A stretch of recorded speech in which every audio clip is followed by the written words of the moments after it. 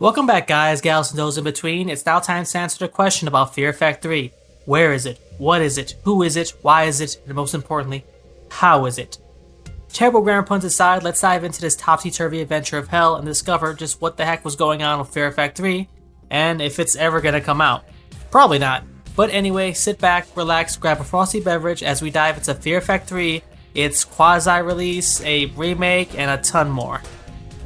What the? Oh, With the release of Fear Effect 3, Chronos was still white hot with the burning intensity of 1,000 suns. They were long past the days of Criticom being the only thing they were known for and had games that were both critical and commercial successes. And while I feel Fear Effect 2 had some issues, mostly in its endgame and having way too many items, overall, it was superior to the original. Instantly, Chronos started working on Fear Effect 3, and at E3, yeah, remember when those were a thing? When that was the hot ticket to know what's new? At E3, a trailer was shown for Fear Effect 3 Inferno. And that was the only trailer that was ever shown for the game. Yeah, a year later in 2002, they showed nothing, and I mean literally nothing. I couldn't find hide nor hair of any coverage, footage, or interviews of Fear Effect 3 being discussed anywhere, in any publication, online or off. And at the 2003 E3, Eidos went and showed, again, nothing. At this point, we should have known, because even Chronos' website went dark would just say, "We're under construction" sign. This really was the alien colonial marines at the time, how all the signs were there, including no new footage, but we just went around in blissful ignorance. Around 2004, during IGN's Missing in Action series, it was announced that Fear Effect 3 had been cancelled, a victim of Eidos' new quality assurance policy. It was delayed and didn't meet some arbitrary mark. By 2004, it was rather obvious that it was cancelled because, let me see my notes, Chronos went out of business in 2002, 2 years earlier. Yeah, the internet was a thing, but a lot of news was still via magazines or television shows like G4. So it seems silly now, but it took most people 2 years or more to realize Fear Effect 3 just wasn't happening. Opposite of today, where Digimon Survive doesn't get an update during a live stream and instantly everyone assumes, oh, it got cancelled. That one is thankfully not. So what was this new policy that doomed Chronos Entertainment?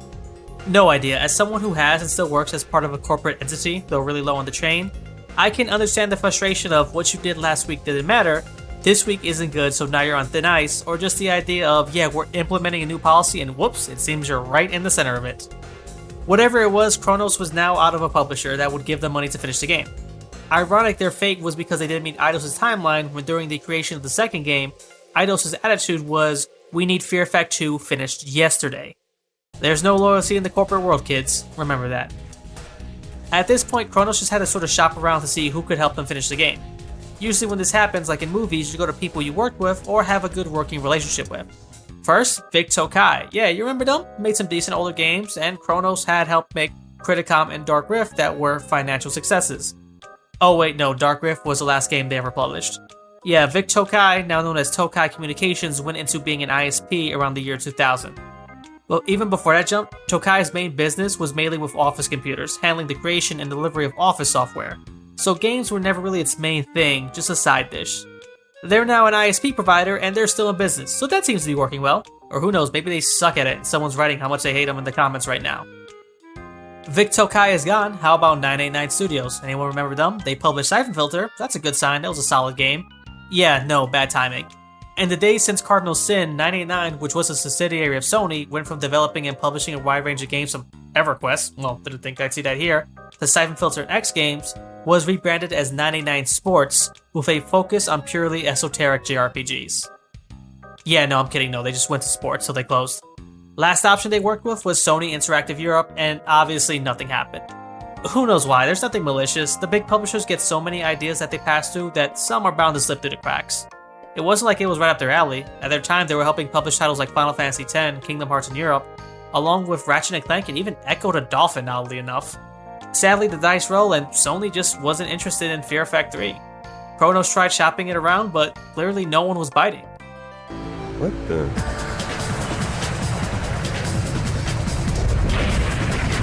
Oh, Before we dive deeper, let's look at what we have for the game itself. Keep in mind a lot of this is merely speculative because the only footage that exists is this one trailer and some still images, not much else. Fear 3 was a continuation, leaving off after part 1 and assuming you achieve the good ending of said game. Deke's still alive and Glass has his arm. Because in the original it seems like you only have two choices, either Hana lives or Glass with no in between. Only on hard mode do you get the true ending with no actual in-game indication to lead the player to it. It wouldn't be a shock for some people to be like, wait, why is everyone still alive? Along with that narrative thread, we see Hana in some type of medical ward where the doctors are actually monsters. Which is pretty standard stuff for any type of horror game. Lord knows every Silent Hill has to go to the hospital at least once. The trailer also revealed that the gang would be all there, combining the cast of part 1 and Rain now fully joined the party. The most cryptic arrival is that of Wei Ming, with her dissolving into fire. Maybe she and the King of Hell would be involved? After all, the phrase Inferno is closely aligned with satanic forces, like Ifrit's Hellfire to, of course, Dante's Inferno. Or maybe it's just a hallucination Hana is suffering. These games have done that before. That's really all the info we got out from the trailer. From the images, we can see the weapon system that seems to hint the player would now be able to map a weapon to a button, so no more switching through your inventory. That would have been a major godsend, like holy heck yes. And there were talks of having the fear meter and the health meter be separate. If anyone hasn't watched the first two videos, which they should by now, the fear meter acts like a traditional health meter, but it also went down from doing puzzles as indicators towards the solution via trial and error, if you were having some trouble. The plans now indicated there will be a separate fear and health meter.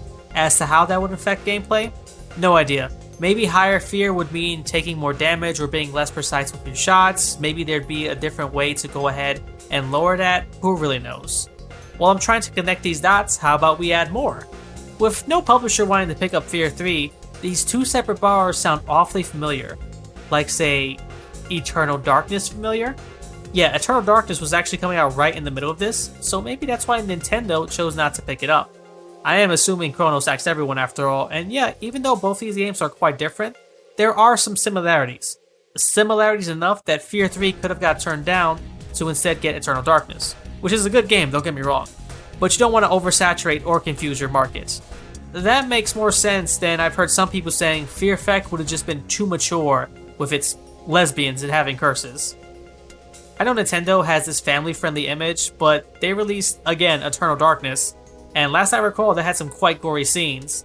They also released the Resident Evil remake, Zero, Part 4, and also had an exclusive on Killer 7 for a while, released on their little cube. And yeah, Killer 7 is the last thing from family-friendly. One of the characters in the game is a decapitated head who regales you with vivid details of all the people they've ever killed. Also, the music is pretty great. Why have I not done a Killer 7 video? Gotta fix that. Also, why am I not using Killer 7 music as background noise? Let me fix that one real quick. So yeah, it seems Fear Effect 3 might have just been a victim of poor timing and market forces sadly, and that's all we really know about the game. Besides the fact that also Glass and Rain were supposed to start a romance to get that love triangle started, which I felt wouldn't make much sense. Hana and Glass would have made much better sense to start a romance instead since they shared more screen time and have actual chemistry. And that's really all we know about Part 3. Again, there was very little information, and most of this was me using the internet Wayback Machine to find things like this email from someone at Studio Cronus that speculated that Crystal Dynamics would maybe pick it up, but obviously it didn't happen. It just feels odd. The last time I looked into a canceled game was Legends 3, and I got a lot of info, but here I am looking for breadcrumbs. The game may have been cancelled, but oddly enough, that wasn't the end of its journey. What the? Oh,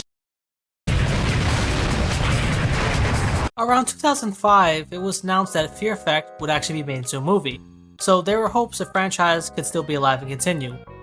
But it was also announced the film will be helmed by Uwe Boll. Geez, now I gotta explain Uwe Boll. Fuck yourself, because that is so fucking absurd. I gotta be really careful here because the man has actually boxed his critics. That's not a joke. He literally one time said, if the people that talk smack are so tough, get in the ring with me. And they proceeded to get into the ring with a crazy German man who went and pummeled them. I don't know why they would do that. I might be safe, I don't gotta outrun him, I just gotta outrun Doug Walker if Uwe Boll starts looking to scrap. Boll is famous, or rather infamous, for making video game movies that are, for the most part, bad. As in, typically marked as some of the worst films of the year bad. Filled with terrible casting, story, direction, really terrible everything. and it's not like these movies were making any money. Blood Rain made $2 million against a $25 million budget, so this was some of the worst news fans of a video game could possibly hear. Which is also kind of odd because he's made other games that are not video game movies that he's actually received critical acclaim for and even won awards. But the man loves video game movies and seems to have a love for video games themselves.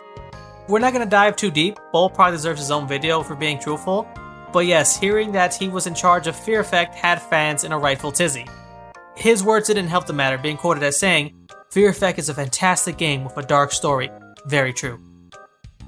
I want to create an action film in the vein of Charlie's Angels, but portray its sexy heroines Hannah and Rain in a much edgier fashion." This is wrong on so many levels. Now, I can understand wanting to emulate Charlie's Angels, that's not crazy. It's an okay 2000 era movie that made almost 3 times its budget. And also somehow has 2-player Final Fantasy VIIIs. Never got that edition, oddly enough. But Fear Effect isn't a campy action movie, and that second statement makes no sense. Fear Effect is edgy enough as it is. You don't need to add more. If anything, you can argue for removing some. The premise of the film does sound terrible, but sadly, it wouldn't really be anything worse than many of the other video game schlock that was released at the time. Unlike today, where we expect video game movies to be, at least decent, like the first 2 Sonic films and Detective Pikachu, back then that just wasn't the case. Double Dragon, Final Fantasy The Spirits Within, Street Fighter, and the Super Mario Bros. Are all movies that are either so bad, or like the last 2, so bad to some people, they're actually good. I am some people. The only semi-decent video game movies were Mortal Kombat, or the Angelina Jolie-driven Tomb Raider film, which was, again, okay. But it made back its budget, and since Eidos did help produce that film, one can assume they still got residual checks that add up. So the idea was to sell the movie rights to their IPs to make some short-term money. There wasn't really care in regards to quality. Hence, after 2 straight bobs, Uwe Boll had gotten the chance to direct another film. Or did he? A few months later, it was actually revealed that Stanley Tong was going to go ahead and direct the movie instead.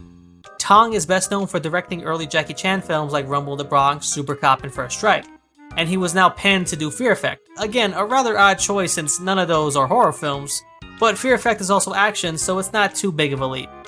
And he was chosen because it was supposed to shoot on location in Hong Kong. Okay, nice, that makes sense. But then we saw the budget was only going to be around $25 million. And for a game that really pushed the PS1 to its limits, involving a variety of settings from the mundane like a mere restaurant, to expensive futuristic skyrises, and also, hell, a lot of things were going to be toned down. Stanley even said it would take place merely a few years ahead of our own time. So it was doubtful we were going to see some of the most famous parts of the game, and some characters like the King of Hell would be reduced in their scale and scope. Once more, there's no real hard information, but it seems it was only going to be a stereotypical zombie story with explosions and boot. We never even got that. Again, there was no pre-production done or anything. Looking up Paramount, who produced the first Tomb Raider movie, the next video game related thing they did was, Tomb Raider, before not doing anything for about 2 decades and going with Sonic. So once more, a company was just interested in Tomb Raider, which was for the best, as the Fear Effect movie was somewhat cancelled, but it never really went into pre-production. As for Stanley, he went back to China to go and direct more movies with Jackie Chan, which, yeah, good job. I'd do that if I could.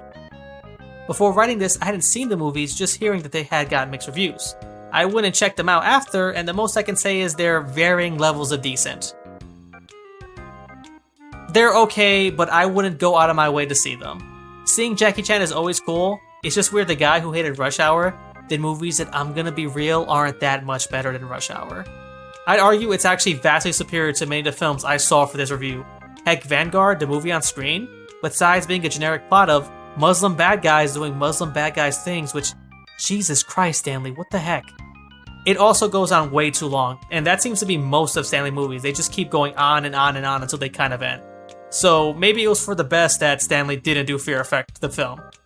While all that was happening, or rather, not happening, times were a-changing at Eidos. What the?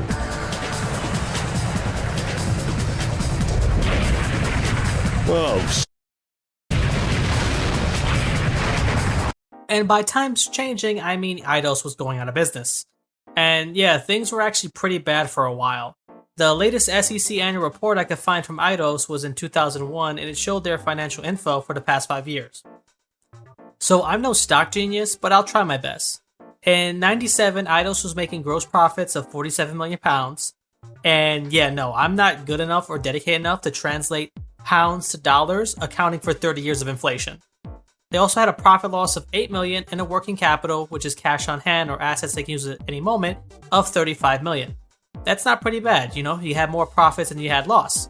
By 2001, only 4 years later, $61 million in profits. That sounds great, but they also had a net loss of £97 million. And yeah, that's never good. Even their working capital went down by over 50% to just $9 million. This all seemed to happen between the years 2000 and 2001, and that did signal the end for Eidos because this was not a one-off.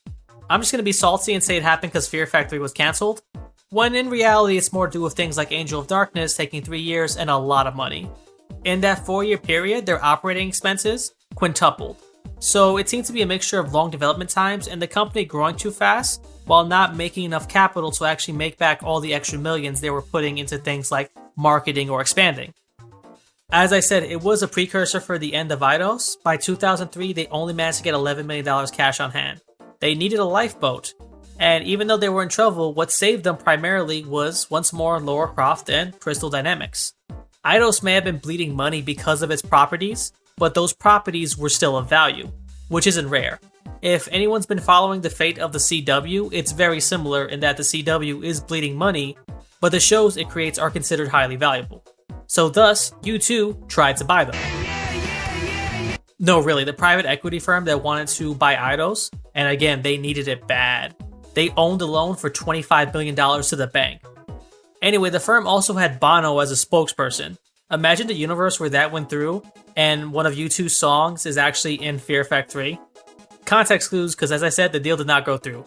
Eidos instead chose the offer of Side Games, so their properties were safe in one place instead of having the vultures pick its flesh in a first dibs contest. Now, who is Side Games? Well, they were a British-based publisher. Man, going more into this past tense is never good. European fans most likely know them as the European publishers of the Carmageddon series and a bunch of other assorted games in that region. Things were not any peachier because a few years later they found themselves in the exact same situation, facing bankruptcy and needing a lifeboat. I'm not going to go into great detail, mostly because I feel like it's just repeating more of what I just said. And while I'm sure Side Games had fans, if we're being honest, Eidos was a bigger name. That and talking about numbers purely can be dull. So Side Games was in deep. And then who comes to the rescue? Why, none other than the one-winged angel themselves, Square Enix. Now, I love Square, I honestly do. If you look at my channel, I've already done 3 Square games, and that's not a surprise. Expect more in the coming days. The good and, well, the not so good. So I say this with all love in my heart, Square really bungled having all these IPs. What the?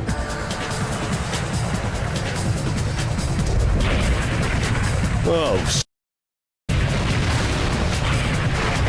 We are now in the era of Square Enix, and maybe bungled was too harsh a word because they actually did do some great things.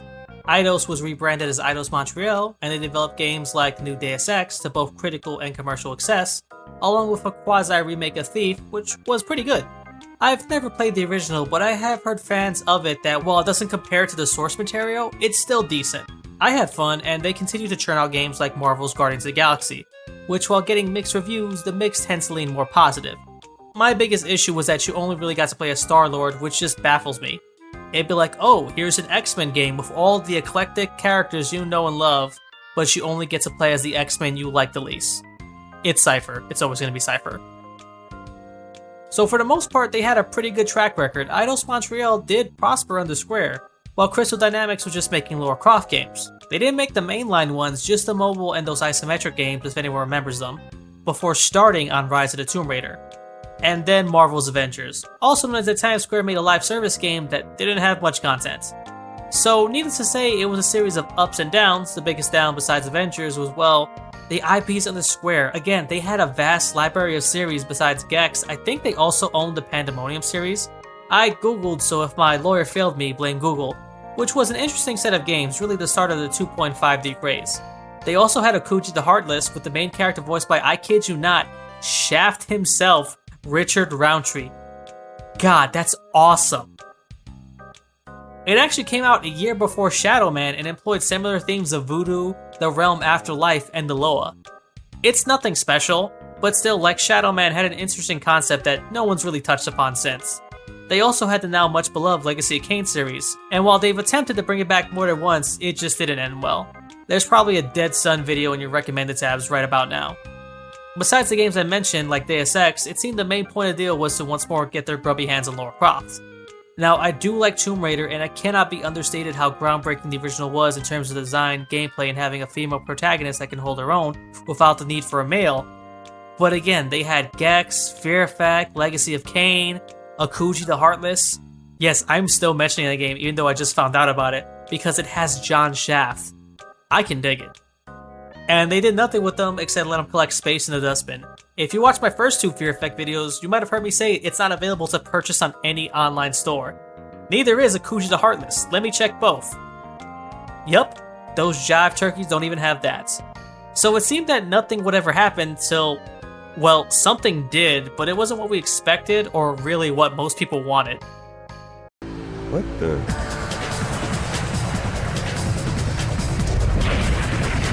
Oh, Part of Square Enix was now called the Square Enix Collective. The goal was to go ahead and not only support smaller dev teams, but also to allow those teams use of IPs in their catalog and breathe fresh air into them. Even mentioning Gex, Fear Effect, and Anachronix, which is this cyberpunk JRPG-inspired game for Windows made by Tom Hall, the creative director for a lot of id games like Doom. Did I stumble upon a future video here? I'm baffled I've never heard of this game. Square said, just give us ideas, we want weird stuff. And as a functioning weirdo, I'm down with that. They said just throw whatever at the wall, a Gex RPG, a slice of life Anachronix, a Legacy of Kain dating sim. They might be vampires, but they can still give you plenty of that vitamin D. So go ahead, draft the proposal, and see what happens. It seems great, but looking through the collective, the only IP we got from it is Fear Effect Sedna. So yeah, no weird vampiric phalluses for us. You know Vorador has the weirdest of them all. Now before we get to Sedna, let's talk about the collective. So the way the collective works is that it would help kickstart a project. They used to do fan polls to decide which project to kickstart, which is already pretty weird. You're a multi-billion-dollar company. Why would you go ahead and kickstart things? Just fund them yourself. If the project was successfully kickstarted, Square would take a 5% cut, which they said is about the fee things like Indiegogo would take anyway. During the kickstarting process, the collective will offer instructions like what programs might work best to ensure the success of a game. After that, if the game was a success, Square Enix would take a 10% cut of their revenue if one of their IPs were used, and another 10% if Square actually distributed the game, leaving roughly 80 to 90% to the developer. This seems like a killer deal. After all, according to CNET in this article, they state the industry standard for developers is around 70%. And when you're talking about entertainment on a mass scale, a 10% bump is indeed massive. However, here's the thing, that 80 to 90% would likely be shortened. I know this, I've worked in sales. Even the official press release states that these are general numbers and can change during development. And there's a good chance it was, because Square states their help does not include things like advertising, trailers, the things that all entertainment needs to be successful and keep going. But the collective, man, it's weird calling them that. Makes it feel like I'm talking about the board or something. The collective stated they would connect you to the right people in order to get all the odds and ends. So at the end of the day, that 80 to 90% might cut back down to 80 or the industry standard 70 if not lower. I'm not too sure what to say on the collective as a whole. They only took money if the Kickstarter was actually successful, and they have a partnership with Indiegogo, which I assume means they get front page space on their site. They did also offer help in an advisory capacity, with networking. A lot of times it's not what you know, but rather who you know. The collective seems like a decent enough idea that maybe just needs some retooling here and there. Looking at their releases, they've continued to churn out games at a pretty steady rate, the latest being Power Wash Simulator. But Sedna stands as the only IP game from Square that the collective ever made. That extra 10% just might have been enough of a deal breaker that no one else really bothered. Now, I'm not a big enough channel where I can contact people to get their insider information. I did go to Sushi, the developer's Twitter, to see if I can contact them through there. Inactive since 2018 and a 4.4 on their website, so that's a no-go. Man, Cronus and Sushi? Maybe this series is just cursed. Well, we got to live that curse through as Square finally got a sequel to Fear Effect in the year 2018. A full 17 years after Retro Helix. What the?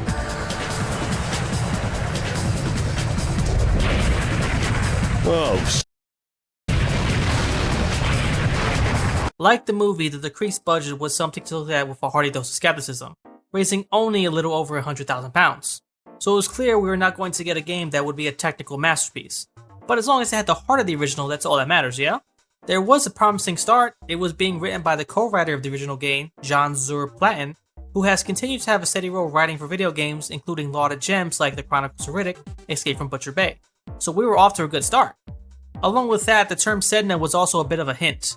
Being an Inuit goddess, Sedna has many origin stories. What's always paramount is that she's tossed into the sea and her fingers are always chopped off, or removed somehow, becoming the creatures of the ocean. And she then becomes a deity in charge of the underworld.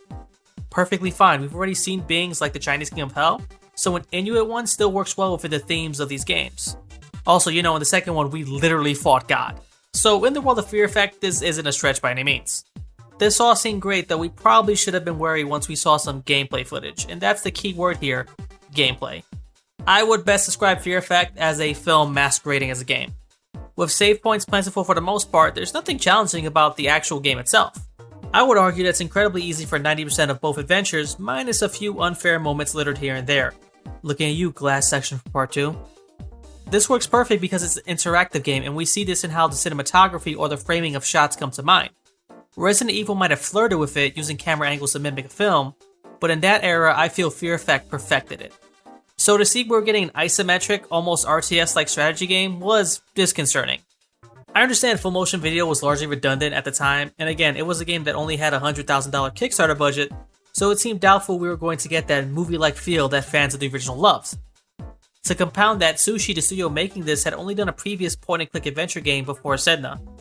But you know me, I'm always the optimist, and at the time, Sedna was supposed to release with Fear Effect Reinvented, a remake of the original, which we'll get to that. So, hopes were high that this story would hold us over and sate our needs like the fiends that we were. So, let's see what Sedna has to offer. I actually bought Sedna just for this review, for you, my fans. Chill out, before sending me love, it was $2 on sale. And well, you get what you pay for. Funny enough, I made that joke, and I actually had to buy a new computer for around $1,300 just for this video, because my last one went kaput. The things I do for these videos. Seriously, you're great, but yeah, $1,300 for me to record Sedna, and boy, that money could have been spent elsewhere. What the?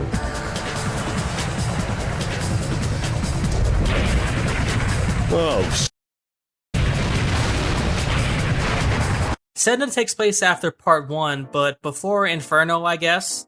All we know is that Hannah has bought her contract out from the Triads, but I feel like when discovered the leader of a criminal enterprise is once more a literal demon from hell and now being chained in said hell, that would, I don't know, maybe void some of her deals. Maybe. And remember how I doubted the gameplay? I was right. It feels like it's trying to be two things at once. Both a tactical RPG and an action game with stealth mechanics kind of slapped on. I've talked of my love of creators just tossing everything in a blender and seeing what sticks. But it doesn't always work. Sometimes the Chimera is less being gazed at because it's a Marvel, and more so because you think it needs to be put out as misery. It tries to be a tactical RPG by having pause time. I forgot the name. You click it and then you can plan a set of 3 moves for all available characters to do.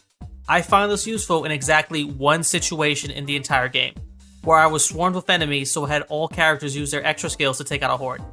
And that's it. I never used it for the entire game. It wasn't needed. The game also has synergy skills, where if 2 people during such pause time use 2 skills at once, it will have a greater effect. I did this a sum total of 0 times, and beat the game. It was dead weights. The same with the rest of your skills. In lieu of 1.5 million weapons, each character has 2 extra skills they can use. And once more, they're just kind of slapped on. I used Hana's Mind once in the entire game. Besides that, I mostly just stuck to Glass's turret and Rain making holograms so I can fight enemies one at a time, or sneak kill them.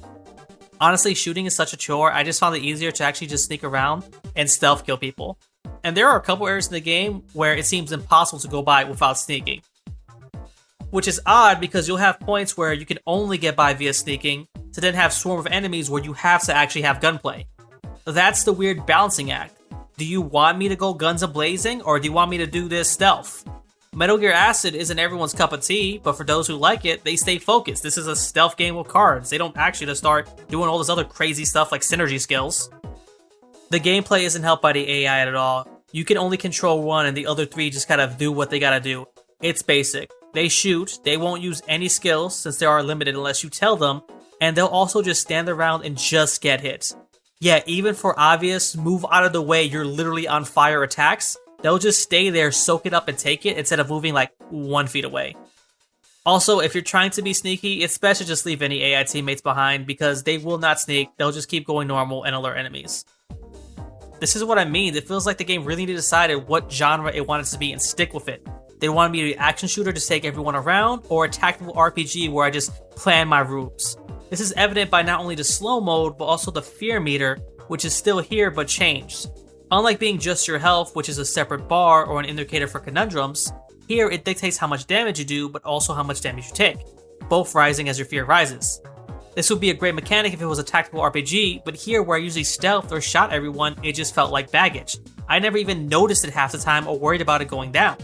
The game really needed to decide what it actually wanted to be, because we're stuck with gameplay that is two halves of a different whole, and neither are dynamic or satisfying enough to be entertaining. Puzzles are still here, and some are actually in the vein of the original, having to make the player look around or use environmental and context clues. But the rest are just minigames, it's like they gave up halfway through. So there's hints of the original and then poof. Which is a real shame because at the end, when you're in another version of hell, there's a cliff that you fall and die. Originally, I thought the only way to solve this was to watch one of the enemies go from the cliff and follow their movements without getting caught because you die instantly. But no, there's actually a reflection and you're supposed to follow that. Both could be feasible answers, but I enjoyed how the game almost tricked me into believing one over the other. There's a lot of this game you see some semblance of the original, but only in dashes and sprinkles. The instant kill scenes, they're here, but they're very muted and possess none of the creativity that made the first two so mesmerizing. This isn't Gorn, it's softcore at best. It's, oh, you got shot. That's it, that's 80% of them, you just got shot. Come on, get creative. The original two had things like being turned into a statue for Christ's sakes. The one thing they did follow, which they shouldn't, was the trend of part 2 of bosses that are overwhelming and just amount to shooting. Shoot, roll, get some shots, roll. That's it for most bosses. I can still clearly remember a lot of bosses from the original, but here I played it for a few days before writing the script and I'm having a hard time remembering. You have Robot Thing, you have Reindeer Thing, and you have Sedna. And I only know her because that's the name of the title. Added into the game to extend the length is these totems that you have to find to unlock artwork. But they're so small, they're easy to miss, and I have a pretty big TV. And unlike literally every game in the past, 10 years? There's no chapter select. So if you miss a totem, your only option is to redo the entire game. This game is short, can be beat in less than a day, but why are you punishing the player for wanting to unlock artwork? And speaking of arts, on a high note, the actual graphics are pretty okay. I imagine the look of these characters in the cutscenes might be what Fear Effect would look like today. It's just a shame for a game that had a diverse set of locations that gets reduced to mostly hallways and snow. It was only at the end in this other world where you traverse a surrealist surrounding of the outside world did it feel like a real Fear Effect game. With that now, let's talk about the actual story of Sedna, and yeah, no spoilers because there's sadly not that much to spoil. So Sedna starts off similar to the other games. Action and then someone telling you they need a job done that, well, is always going to go south. They make it clear that this takes place after part 1. After you catch up upon her in Rain, you then see Glass who's having something of a nightmare, along with signs pointing him to your party's destination. As our trio try to do a heist, things, as I said, go south, and Hana meets one of the new characters into the game, Axel, who is useless and forgettable. If you watched the previous vids in the series, you might recall that while I love the characters of Fear Effect, that sadly because the games are so short, some characters like, Deke, don't get a lot of development. Adding a new character adds nothing, just he and Hana met before, and he's French. That's it. That's his character. He's French. We don't learn anything else about him. Besides that, with this game's short length, I say shorter than the PS1 era classics, it's baffling to try to add more people into the fray. Then a series of nothing happens. A lot of the story is through these JPEG dialogues with no animation, which again, for a series noted for its story and acting, feels like a buzzkill to what amounts to a PowerPoint presentation. You then fight a series of bosses, everyone meets up, Glass gets captured, and Rain dies. I know this was supposed to be dramatic, but with how little this game actually portrays the characters being themselves, I wasn't too concerned. I wonder how new players would feel. Probably less than me, which is saying something. But this game gave me no reason to really care, which sucks because I do actually like these characters a lot with all their flaws. Yes, I know that sounds odd seeing as just earlier I said, I wish they died in more brutal ways, but this is the duality of man. So Rain's dead and the crew are now in hell. Inuit hell, where Glass has one arm again and meets this person whose name I can't probably pronounce and she's also forgettable, so I won't bother. This part also sucks. Why borrow the only thing from part 2 when having a terrible end, I will have no idea. With only one arm, Glass's shooting speed is greatly reduced and you're mobbed by zombies. Near the end, you have to use your grenade skill to destroy these tombstones to progress further. Except remember how I said this game isn't greatly developed? So I died here and What's-Her-Face said to destroy the tombstones, which the game never has you use your skills in regards to the environment except for this specific part. I ended up having to turn off my PS4 to sleep, so I came back the next day and she never said it again. As an experiment, I reloaded 10 times and she never tells you how to advance. I'm just wondering how many players decided to just look this up on the internet, since the game just sometimes leaves you on your own. And if you thought that was confusing, oh boy, next is Deke. Told you, that guy's luck's terrible. We're in an area where you have to use these geysers to travel, but all the areas, of which there are 3, look exactly the same. So you're just supposed to know which geysers to hit switches in all these locations, with 0 visual distinction. You also encounter these weird beast things that are basically bullet sponges. They take forever, you can't use any heavy weapons, oh, and they regenerate health. The only enemies in the game that do this, and of course it's at the very end. You fight Shadow Deke, which is actually kinda cool.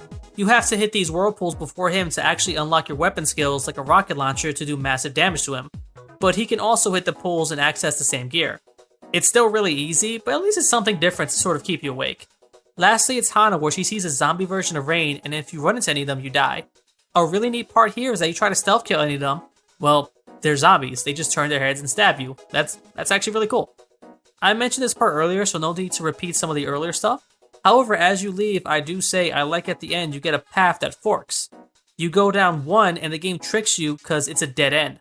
I honestly thought, oh no, I'm gonna die, how cheap of the game, only to see no matter what, you get a dead end and actually move on. See, it's rare, but every so often this game does shine. You're now at the end and you see Sedna, the goddess who set everything in motion. And you find out the reason why is because she wanted Glass. Because he lost his arm and regained it, so she wants that knowledge to regain her digits and become whole. If that happens, she even says, I'll give you Rain back. In Axel's one cool part, he's shocked about the phrase gods, that they're real. And the party's very nonchalant, like, oh yeah, they're real, we went to hell one time, we saw God, it's an entire thing. The party then, I hope, feigns ignorance, but it seems like they honestly don't know how Glass got his arm back, which makes 0 sense. This was from the same writer of the first 2 games, which baffles me. Remember? Wei Ming, we met the Chinese devil, saved his daughter, and she was like, thanks, here's your arm back. I can understand Deke not remembering because he was dead, but Glass was right there when it happened. How was a Fear Effect game failing in the writing department? Now it's a standoff just like in the first game, which I'm not too big of a fan of callbacks if we're being honest. The cool thing is if you take too long and don't choose, Sedna just kills everyone. If you pick Glass dies, you kill Sedna and What's-Her-Face reveals she was the bad guy all along and she now plans on controlling the underworld and kicks the party out. If you pick Hana, then What's-Her-Face is like, no, you were supposed to murder my mom, so you kill her, Sedna gets her info, Rain comes back to life, and then there's a teaser for another game that will never be released and the credits roll. Needless to say, I feel like this game won't appease fans of the series or newcomers. Fans will be let down by the insipid story that goes nowhere, and newcomers will just be baffled as to why they should care about this crew. And both will be disappointed by dull gameplay that neither challenges nor entertains the player. I got it on sale for $2, but I honestly can't recommend it.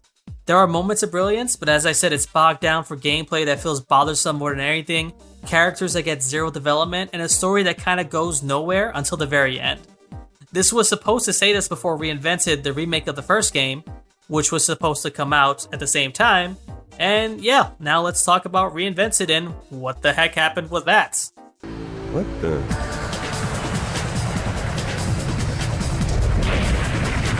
Oh, Reinvented was revealed as a teaser in 2017 and was once again supposed to accompany Sedna, which thank God it didn't. As you might have noticed, 2017 was actually, let me check my calendar, 5 years ago. So what happened there? Sushi, the people making this game, like everyone else who made a Fear Effect game, went out of business. and it went to Megapixel Studios instead. One might infer that Reinvented followed the same path of Inferno and getting one trailer and nothing for a few years, leading people to think, oh yeah, this game is dead. I contacted Megapixel. Well, I contacted every company I mentioned for this video, and they were the only ones nice enough to actually get back to me. It was still generic, it's still being worked on, and more information will come out, but hey, it was still something, and I am appreciative of that. Now, before we talk about its recent developments, let's talk about Megapixel themselves, and the best way to do that is by looking at their games, to see their track record. They seem to be focusing mainly on, well, remakes, and so we can make a decent byline on what they can do, and what we can expect. They must be quite valued as Square even assigned them to the front mission remakes. Please be good. So what can we expect from Megapixel Studios? Well, let's look at their only 2 games to be released. Yeah, they have another, but we're focusing purely on the remakes. First up, Panzer Dragoon, a remake of the Saturn Classic, and this game runs phenomenal. The one sticking point being that the load times can be a little long. We're not going to go too deep into this game or its development because it's just what's in relation to Fear, and yeah, I had fun with it. The only issue is not the development, but rather the game itself. It's incredibly short, being less than 2 hours. With no added modes, just a bare bones remake, and again, the game looks great and plays great. But at 2 hours, I have a hard time recommending for it with that $20 price tag unless you're a huge fan. With the remake of Panzer Dragoon 2 on the way, maybe they add more content, or at the very least, maybe Sega should have elected to have both games be released as one purchase. If you are a diehard Panzer Dragoon fan, and I can see why, not only is the game great, but that soundtrack is legit amazing, then yeah, I'd say get it. If not, wait for a deal. Besides its length, the one sticking point is a lot of people seem to really hate the new modern controls, where you move the dragon and your aim separately. Yeah, I tried it, it's not great. The game was in no way designed for this, and it just feels off that the aim stick also controls your camera, so it can be disorienting. But it's also optional, so I don't get what the big deal is. Just don't select the modern controls. I feel like if you're complaining about it too much at this point, you're just complaining for the sake of doing it. It's like going to a nice restaurant where breadsticks are optional, and you get them even if you hate them. You don't have to get the breadsticks, you just leave them as they are. Besides my anger at the state of modern game journalism, just stick to classic. It's the preset anyway, so you'll be good. The next game they remastered was House of the Dead, a remake of, well, the classic arcade rail shooter, House of the Dead. And to start off with, this is the most impressive of the two. If only for the fact that Sega, well, they just kinda up and lost the source code for the game. So Megapixel has to go ahead and just build it from the ground up. So similar to the last game, it feels really good, it controls well, and I actually feel like the load times are much faster, so that's a vast improvement. And they even added extra modes like Horde mode, which drastically increases the numbers of zombies on screen, and can indeed make the game more difficult for seasoned pros. To make it more accessible, besides the difficulty, you can also now choose a modern scoring system that prioritizes combos and fast shooting.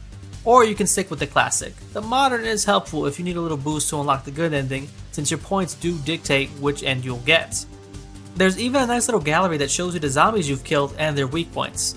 Honestly, Megapixel went above and beyond. I would have been just happy with a pure remake, but this is much better. Though like Panzer Dragoon, the length is something to look at. It was originally an arcade game, so it is short. If you know what you're doing, you can beat it in about 30 or so minutes. So if you're a die-hard House of the Dead fan, you won't be disappointed.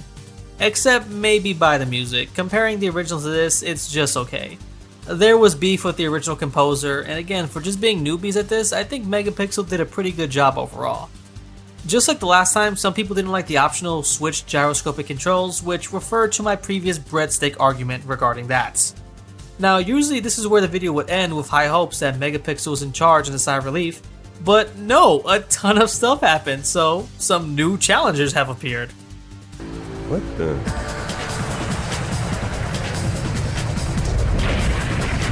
Oh, Earlier this year in 2022, it was announced that Square was deciding to sell off all of its Western IPs to the Embracer Group.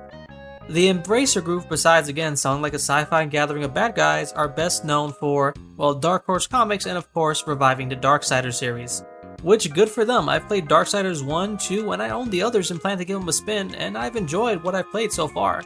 So this gave a lot of fans new hope they would do anything with these long dormant IPs that were just collecting dust. Part of their press release even stated that they're interested in bringing back the Thief series. But seeing as they also made a long-awaited sequel to Darksiders, but also continue to add on to that franchise, hopes were again high that they would do, well, something. Square did everything to not help their case that these IPs were better off without them, because along with that, they also announced they were getting into NFTs! Yeah, the environmentally dangerous scam that I hope none of my viewers fell for. At the very least, knew what it was, got in on the ground floor, made their cash, and dipped. I won't again get into NFTs, there's a ton of better videos diving into it. I'm just flabbergasted that when the price of NFTs and Bitcoin sank, Square was like, yeah, this is where we should go. Let's rearrange some seats on the Hindenburg. The worst has to be a Final Fantasy VII action figure NFT, which, what is that even? A picture of an action figure? Jeez, thanks. Why not just give me the actual action figure? It's only the second stupidest thing I've ever heard regarding NFTs. The first would have to be, oh, Kevin Smith made an NFT movie that has Chris Jericho in it. Imagine telling yourself that sentence 5 years ago and trying to understand all that. The Final Fantasy stuff is a very close second, and I'm just perplexed. Of all series, they picked Final Fantasy VII. Were they trying to be ironic? The game that flat out says, these people are killing the environment, it's time for environmental terrorism. And they make NFTs, which produce an excess of carbon for the most environmentally conscious game. Oh yeah, something games had zero politics before 20 whatever apparently. With Eidos Montreal and Crystal D, yeah, I'm gonna keep calling it Crystal D, being sold off, the thought was, well, I guess Fear Effect was also gonna be sold off and in better hands. But yeah, no, not actually. So after it was reported that Square was selling off all of its IPs, a few weeks later, reports clarified or reclarified that Square didn't sell off all of its Western IPs, it just sold off most of its Western IPs. And they still retain Life is Strange along with Fear Effect and a few others. Which is odd. This is the first time in its 20-year or so history someone decided, you can take Laura, but we're keeping Fear Effect. This was evident as around the same time Square filed a trademark for Fear Effect, and within the time of this writing, like a phantom out of nowhere, a new teaser was dropped for Reinvented. The game everyone thought dead, coming out the clutch 4 years later to show it was still alive. And I'm conflicted. So for a lot of fans, the hope is that if this does indeed sell well, Square might show interest in making Inferno and having John and Sam finish the trilogy they had planned over 2 decades ago. Which, seeing Square's latest plans, I'm not super confident in them actually committing to something that would please anyone. Also, I'm kind of skeptical on what was shown. From the footage, we see that the gameplay now uses more of a cover-based style shooting of an action game. Made famous in Killswitch. I mean, sure, other games did it, but let's give Killswitch its due. The trailer makes it clear this isn't a remaster, but rather a complete remake from the ground up. Different from Megapixel's last 2 entries, and more action-oriented, which the original Fear Effect was never really designed for. Though one can argue I'm looking too deep into its roots as a cinematic horror, when it also clearly had tones of action films laid throughout. I'm very skeptical because I can see how this gameplay would flow seamlessly in the skyrise and the restaurant with narrow hallways and all sorts of objects to use as cover. What I'm worried about is things being out of place, where the developers have no seamless way to actually employ cover, so they just throw their hands up and just scatter a bunch of boxes here and there. I'm really worried for the rural village and especially Hell that it's just going to be, oh, here's some convenient cover-shaped rocks, or just a bunch of boxes chilling in Hell. Maybe they can make it work, and I hope they can make it work. Again, they rebuilt the House of the Dead from the ground up, but there's a difference between having a blueprint and freeforming it. From what I've played, they're a good studio, so it'll at least be okay. I'm just hoping they can tie it all together and it comes out amazing. But that's where this video ends, with Reinvented getting made soon? When soon? Who knows, but at the very least it's still alive, and for a franchise that was dead 2 decades ago, that's still a glimmer of hope, so I hope we can go ahead and hold on to that. Well guys, gals, nose in between, that ends 2 decades of fear. I hope you enjoyed the roller coaster that was Fear Effect. When Reinvented comes out, I will be sure to do a video on that, and I hope, well, again, it's well. This took a bit longer because, as I mentioned earlier, there were some changes. I had to go ahead and buy a new PC entirely, just because my old one went kaput on me. I'm still planning on building my own PC, buying pieces bit by bit there. So I hope you've been seeing and noticing the improvements I've made. I didn't want to be one of those channels I've seen where someone 5 years later and there's been like nothing. They've taken no time. So I hope you've seen the improvements I've tried to do. You know, I'm trying to improve as best as I can. So again, I hope you've seen that and noticed that, because you know I've had people say they enjoy watching my videos, so I want to make these videos as good for the people who enjoy watching them. There are a couple of videos that I have in the works. I got a couple ideas, and I'm just kind of deciding what to do next. Should I do another horror? Because this is probably going to come out probably by Halloween or close to that holiday season. I'm finally going to get it. Finally. You know, should I do that, or should I go ahead and do something different? Maybe go back to Mega Man? So we'll see. I'll probably just spin a wheel and decide that way. Anyway, this is going a little long, but I hope you'll continue to stay with me as I grow. I'm thankful for all the support, all the comments that anyone posts. I'm, you know, happy to interact with you guys. Anyway, guys, gals, those between, I'll catch you next time. Stay blessed. You have a good one.